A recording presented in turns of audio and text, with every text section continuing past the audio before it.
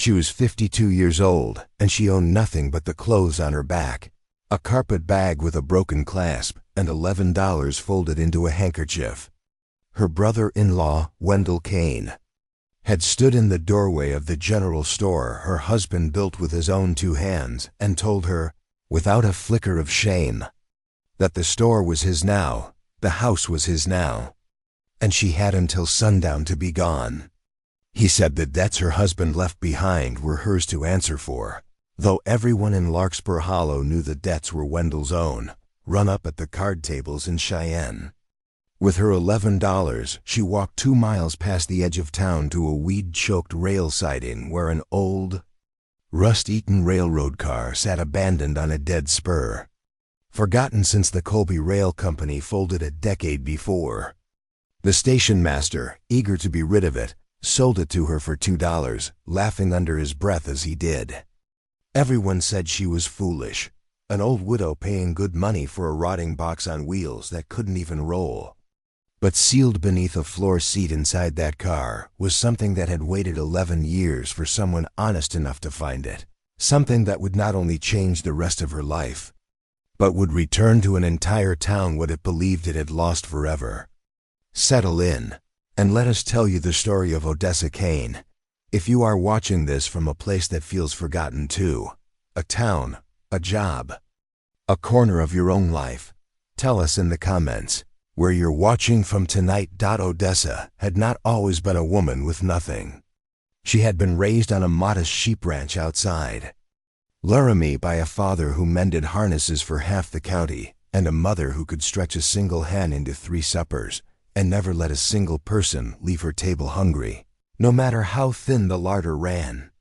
It was her mother who taught her the quiet arithmetic of survival, that value was rarely where people expected to find it, that a cracked plate could still hold a meal, that a torn coat could still keep out the cold if you knew how to mend it, and that people, like objects, were too often thrown away by others who had simply never taken the time to look closely. Odessa's father died of a fever when she was 17, and by 19 she had married Thomas Kane, a soft-spoken young clerk with ink-stained fingers and a dream of opening a proper Mercantile in the growing rail town of Larkspur Hollow. They built that store together, board by board, ledger line by ledger line, through winters so cold the ink froze in the well, and summers so dry the wagon roads cracked like old leather.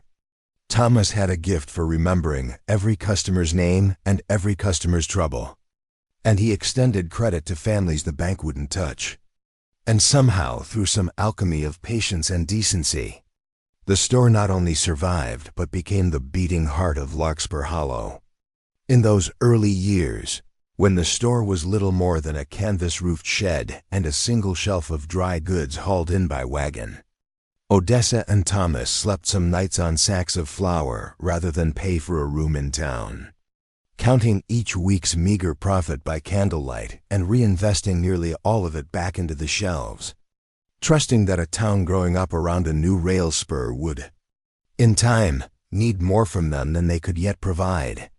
Thomas used to tease her on the hardest nights that she totaled figures the way a preacher recited scripture, as though the numbers themselves carried some moral weight beyond their arithmetic, and perhaps, in her own quiet way, she believed they did, that a fair ledger, honestly kept, was itself a kind of promise a person made to their neighbors, a promise she intended never to break, no matter how thin the year's harvest of profit turned out to be. Odessa kept the books. She had a talent, unusual for a woman of her time to be permitted to use. For numbers, she could look at a column of figures and see the story hidden inside them, the way another person might read a letter. Thomas used to say she could find a lost penny in a snowstorm. She had learned that gift in part from long winter evenings at her father's harness shop, watching him turn scraps of leather too worn for a plow line into serviceable dog collars, hinges and mended bootstraps, nothing wasted, nothing thrown aside until it had given up every last use it had to give. Her mother, for her part, kept a small tin box under a loose floorboard of their own modest house, into which she dropped whatever coins could be spared a nickel here, a dime there, never speaking of it until the year the sheep took sick, and the family needed every cent that box had quietly gathered. And Odessa never forgot the lesson folded inside that memory, that patience saved in the dark is what carries a family through the daylight's worst storms. It was a gift that would matter more than either of them could have known, though neither would live to see exactly how. Larkspur Hollow itself had grown up almost entirely because of the rail spur the Colby Company laid through the valley in the 1870s. A town of clapboard storefronts and dusty streets that swelled each spring with cattlemen and each autumn with wheat wagons. And Kane's Mercantile sat squarely at its center, close enough to the depot that Odessa could hear the whistle of the eastbound freight from her own kitchen window, a sound she came over the years to find as comforting as a church bell. Thomas passed 8 years into their marriage, his heart failing quietly one October evening while he sat mending a ledger by lamplight. And Odessa, only 31 and childless, found herself the sole proprietor of Kane's Mercantile. She ran it for 21 more years. She never remarried, not for lack of offers, but because she had already known what a true partnership felt like and would not settle for less. She hired on Wendell, Thomas's younger brother, out of family loyalty when he arrived from Ohio with empty pockets and a persuasive tongue, thinking she was doing a kindness. She could not have known that kindness would be the very door through which her ruin would eventually walk. The fall came slowly, the way a roof gives way, not all at once, but board by rotten board, until the whole thing collapses in a single afternoon. Wendell was charming in the particular way of men who have never had to earn anything through patience. And over the years he wormed his way from stockboy to clerk to, eventually, a name on the store's deed, which Odessa had foolishly allowed as a gesture of family trust after Thomas died, believing blood meant loyalty. Wendell began borrowing against the store's credit to cover gambling debts in Cheyenne, always promising to repay it, always finding a new excuse when the payments came due. Odessa caught the discrepancies in the ledgers. Of course she did. She could find a lost penny in a snowstorm, but by then, Wendell had already forged enough paperwork with the Territorial Bank to make it appear the debts were jointly held, that she had signed for loans she had never seen. Odessa confronted him twice before the collapse came. Once quietly in the storeroom over a stack of receipts that did not add up, and once more firmly at the kitchen table of the house she and Thomas had built, where Wendell wept real tears and swore on his brother's memory that he would make it right, that he only needed a little more time. And Odessa, who had buried a husband and understood grief's power to bend a person's judgment, allowed herself to believe him one time too many, a mercy she would spend years afterward turning over in her mind, wondering whether kindness itself had been the crack through which her ruin first crept in. When the bank came calling in the spring of 1889, demanding payment on notes totaling nearly $4,000, Wendell wept and blamed circumstance and the town, having known him as the friendly younger Kane brother for a decade, largely believed him over the tired, aging widow who kept to herself and the numbers. The bank seized the store to satisfy the debt. Wendell, through a maneuver Odessa never fully understood until much later, managed to buy it back from the bank at auction using money that, in hindsight, she suspected had never been his to spend. And within a month, he stood in the doorway of the store that bore his brother's name and told his brother's widow to leave. The house went with the store, as it always had, tied together in the original deed. The town, for the most part, looked away, the way towns do when a wrong is inconvenient to notice. A few old friends slipped her coins or bread when they could, ashamed to do more. Odessa did not argue. She did not weep in front of Wendell, though she wept plenty when she was alone on the road with her carpet bag and her $11, walking toward nothing in particular, only away, asterisk. She spent her first night in Larkspur Hollow's small church, on a pew the Reverend's wife quietly allowed her to use. And in the morning, she began walking the perimeter of the only town she had ever called home as an adult, trying to imagine what a woman with $11 and 52 years behind her could possibly build next. It was on that walk that she passed the old rail siding at the edge of town, where the spur line the Colby Rail Company had built in the 1870s sat unused and half swallowed by prairie grass, its rails orange with rust, and there, alone on a stretch of dead track, sat a single abandoned railroad car, not a locomotive, not a boxcar for freight, but what had once been a private paymaster's car, the kind companies used to carry payroll and officials along the line, small and squat with a rounded roof and a single door, its paint long since peeled to bare silvered wood.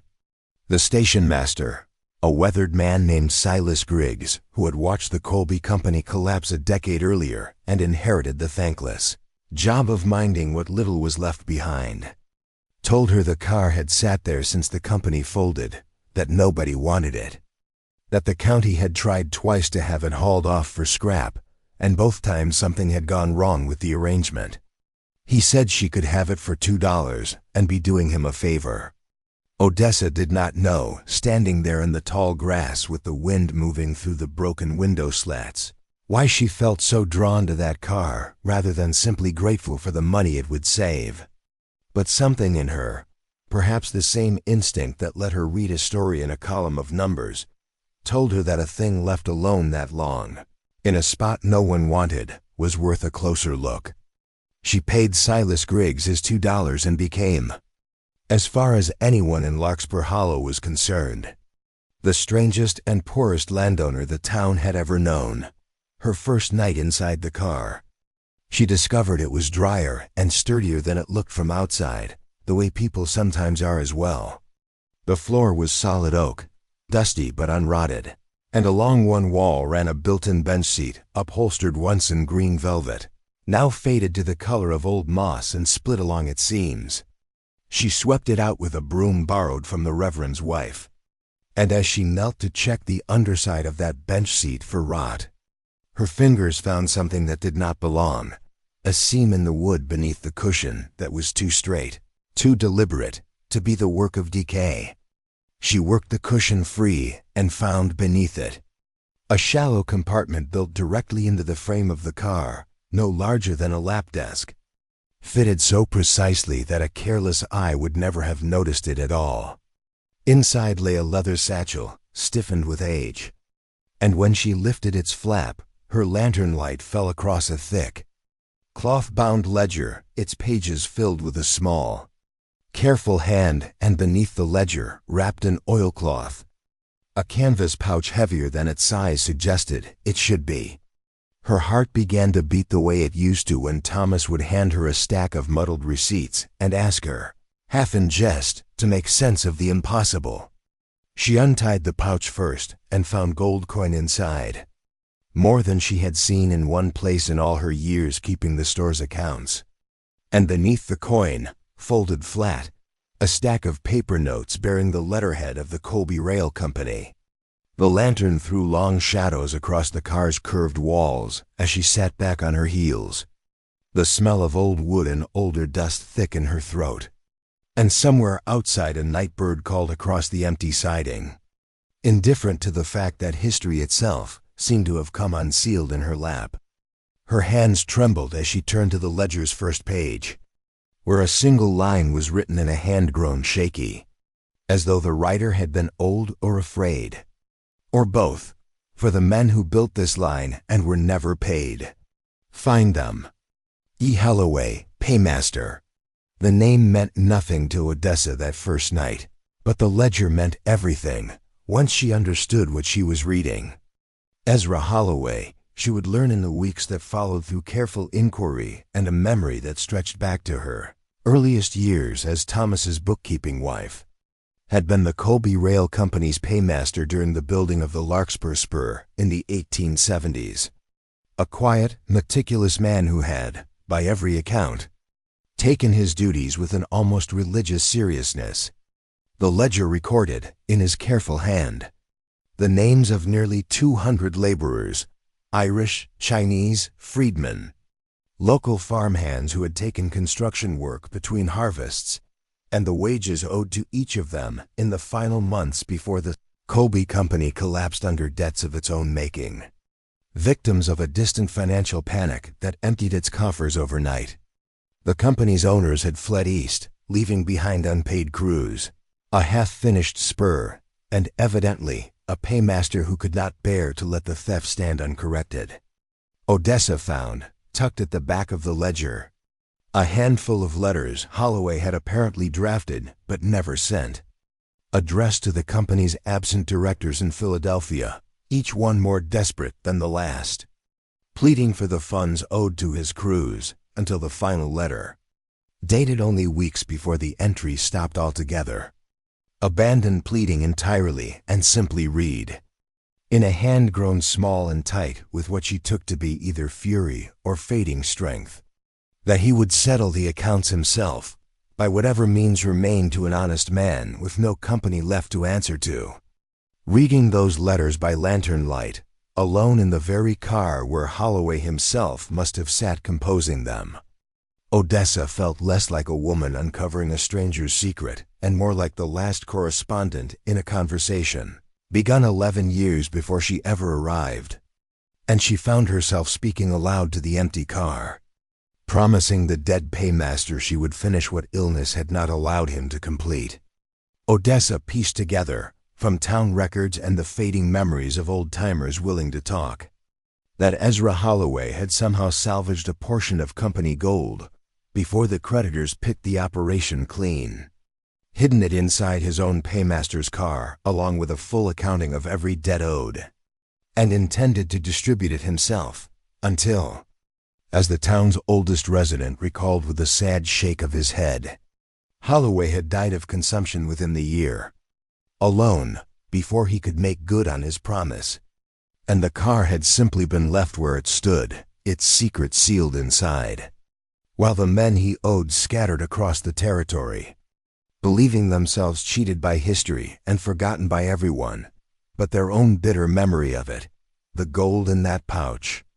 Once Odessa counted it with the same careful hand she had once used on Thomas's books, came to just over $600, a fortune to a woman with 11. But nowhere near enough, she quickly calculated, to cover the full wages listed in Holloway's ledger, which totaled closer to $3,000 once she added every name and every unpaid month. For one long, tempting night, Odessa allowed herself to imagine simply keeping what she'd found. She owed the town nothing, she told herself. The town had watched Wendell take everything from her and said nothing, but she found she could not hold the thought for long. She kept returning to her mother's kitchen table and the hen stretched into 3 suppers, to Thomas's ledgers and the credit he extended to families no one else trusted.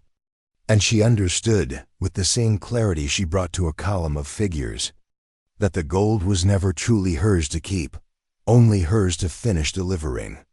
She resolved to find as many of the 200 names in that ledger as still lived, or their children, and to see that Holloway's unfinished promise was finally paid. Word of Odessa's find did not stay quiet for long. Not in a town the size of Larkspur Hollow, and it reached Wendell Kane within the week, carried, ironically, by Silas Griggs himself, who could not resist boasting that he'd sold the strange old widow a fortune for $2 and felt a fool for it. Wendell arrived at the rail siding on a Sunday afternoon with 2 men from the bank at his heels and a claim already prepared, arguing before the county recorder that the railroad car and its contents rightfully belonged to him, since he had, through his purchase of the store's assets at auction, also inherited whatever remaining Colby Rail Company holdings existed within town limits, a legal stretch so thin it would have embarrassed a less desperate man. But Wendell had grown desperate indeed, his gambling debts far from settled and the smell of gold enough to make a starving man reckless.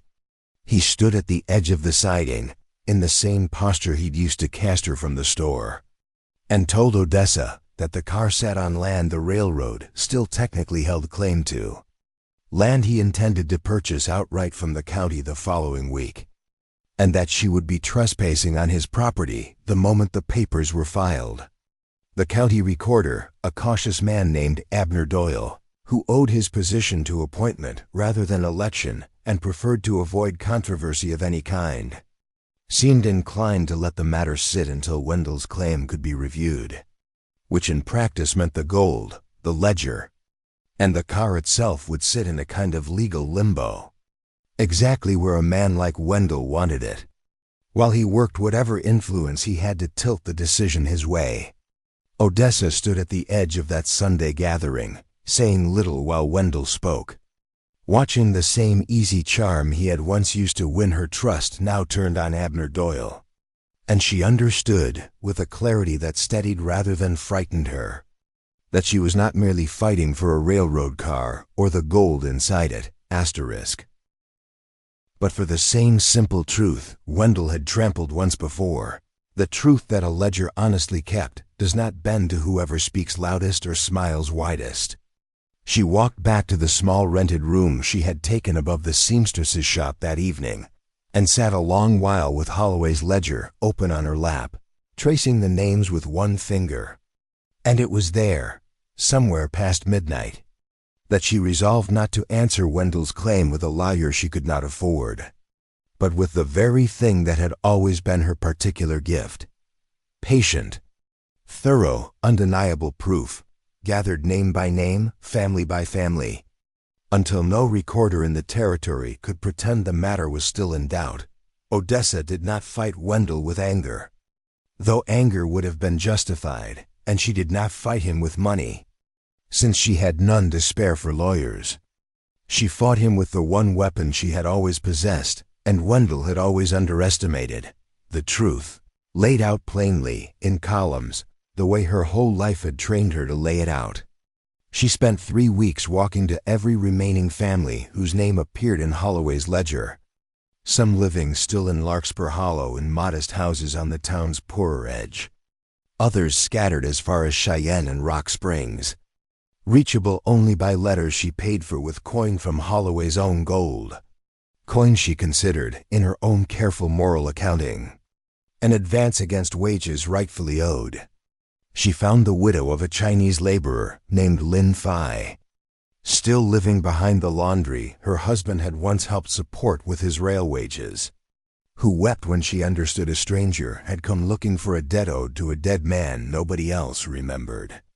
She found the grown daughter of a freedman named Isaiah Combs, who had died believing the railroad had simply cheated him the way the world so often cheated men like him, and who kept still a single letter of recommendation the paymaster had written on his behalf, proof that Holloway's ledger told the truth. She spent long afternoons on the porches of strangers who became, by the end of a single conversation, something closer to old friends, listening to daughters describe fathers they barely remembered and sons recount the exact words their mothers used when the wages never came.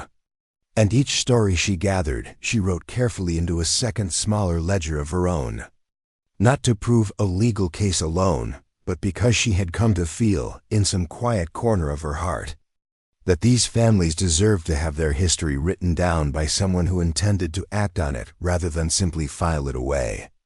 There were setbacks along that road: a widow in Rock Springs who slammed her door, certain Odessa was some new swindler come to trade on an old grief, a son in Cheyenne who wanted nothing to do with a company that had broken his father's spirit. Gold or no gold, but far more often she found gratitude, so raw and immediate it left her sitting quietly in her rented room afterward, unable to pick up her pen for the tears that came instead. Each family she found became a witness, a piece of evidence, a living voice that could stand before Abner Doyle and the county and say, plainly, that a debt long thought lost was written down, in a dead man's own hand, waiting only for someone to come and pay it. Odessa did not merely present a legal argument. She built, patiently, the way she had once built a store's good name from nothing, a case that the town itself could not ignore, because the town itself had watched its own people go unpaid, had watched Chinese and Irish and black, Laborers do the hardest work of laying that spur line and then vanish from memory when the money ran out. And there is a particular kind of shame a community feels when it is shown plainly. A wrong it allowed itself to forget. The confrontation came at a public hearing. Abner Doyle finally agreed to hold in the schoolhouse. The only room in Larkspur Hollow large enough to seat the crowd that gathered once word spread of what Odessa Kane had found and what she intended to do with it. Wendell arrived with his bank of lies and his thin legal claim. And he spoke first, painting Odessa as a grieving, confused old woman who had stumbled onto company property and ought to hand it over to its rightful legal heir. But when Odessa rose to speak, she did not argue with him directly. She opened Holloway's ledger and began, in a steady voice that carried to the back of the room, to read names, not numbers, not legal citations, but names. The names of the men who had laid the rails Larkspur Hollow's prosperity still ran on. And beside each name, the wages owed and never paid. She had brought with her, seated in the front rows, Lynn Fye's widow, and Isaiah Combs's daughter, and 6 other descendants and survivors she had spent 3 weeks finding. And one by one, as she read their family's name from the ledger, she asked them to stand, and one by one, they stood. In a town that had spent a decade pretending their fathers and husbands had simply vanished into the dust of an unlucky venture. By the time she reached the last name, half the room was weeping openly, and Abner Doyle, whatever influence Wendell had exerted on him before, found he could no longer sit comfortably behind his desk and rule in favor of a man now visibly regarded by his own neighbors with cold, dawning contempt. A murmur ran through the schoolhouse as each name was called, neighbors turning to look at neighbors. Some recognizing surnames they had heard whispered bitterly at supper tables for a decade, without ever knowing the foolish story behind them. And more than one man in that room, Odessa noticed, removed his hat without seeming to realize he had done it. An old habit reserved for funerals and moments too solemn for words. It was old Silas Griggs, of all people, who stood unprompted and told the room what he had never thought to mention before, that he remembered Ezra Holloway in his last months, gaunt and coughing, telling him once at the depot that he intended to see every man paid before he died, and that Silas had thought it only the wandering talk of a dying man, until now. The tide in that schoolhouse turned so completely and so visibly that Wendell's own lawyer allies from the bank quietly gathered their papers and slipped toward the door before the hearing had even formally concluded, unwilling to be seen backing a claim the whole town now understood in its bones to be theft dressed up as inheritance. Abner Doyle ruled within the week that the railroad car and its contents belonged, without dispute, to Odessa Kane, sole and rightful purchaser, and that Wendell Kane's claim was dismissed for lack of any legitimate standing, a ruling made easier, no doubt, by the fact that a quiet investigation into Wendell's original store deed, prompted, some said, by the county recorder's newly restored courage, soon uncovered the very forgeries Odessa had suspected all along. The very same signatures that had stripped her of Thomas's store 2 years earlier. Wendell was made to answer to the bank he had once used to ruin her. And though the law moved slowly and imperfectly, as law so often does, he lost the store within the year, sold at auction a second time to settle debts that, this time, were entirely and undeniably his own.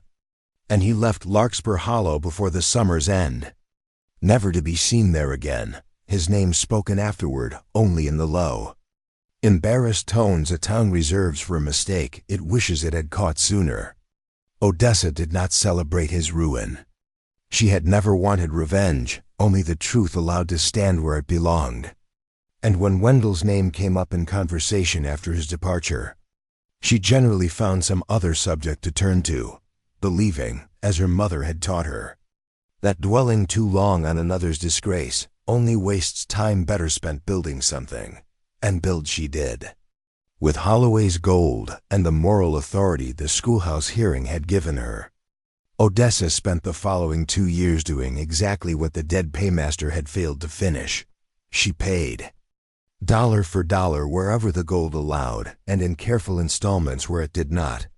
Every descendant and survivor she could locate from that ledger, refusing, even when families insisted, to keep a share for herself beyond what the wages owed to Thomas's own labor on the spur line, years earlier technically entitled her to.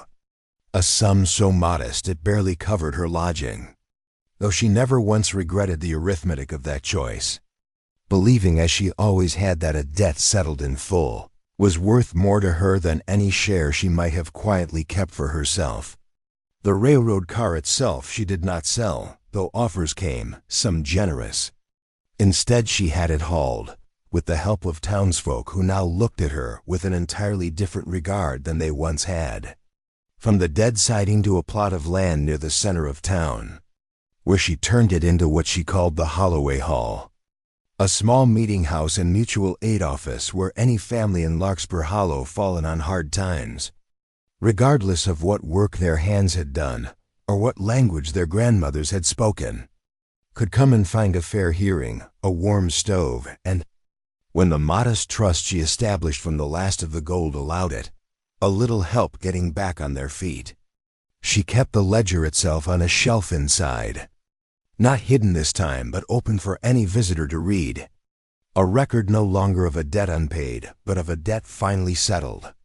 And beneath Holloway's original inscription she added, in her own careful hand, a second line, found and finished, by those who remembered.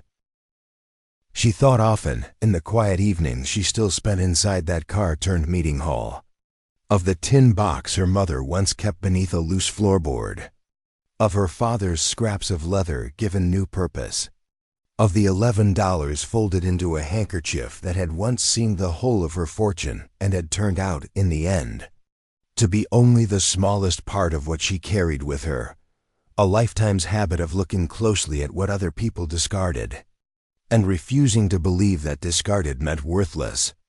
Odessa Kane had begun that spring with $11, a broken carpet bag, and a $2 railroad car that the whole town believed was the last foolish purchase of a ruined old woman.